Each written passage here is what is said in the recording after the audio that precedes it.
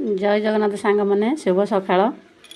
आज आमर रोषे हम सजना शाग डालमा सजना शाग आउ कोबी आलू सतुला।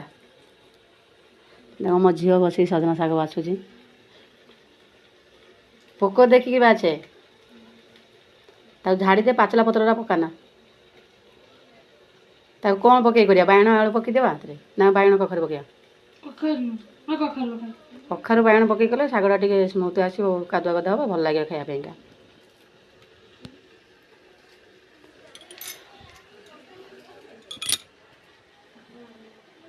देख सजना शाग कखारू बाइगण कखारू थुआई कखारू बाइगण कटाई बाइगण पड़ी भजा हम।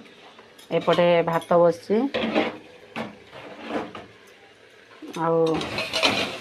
ये मैगी तैयारी हो छुआंकर।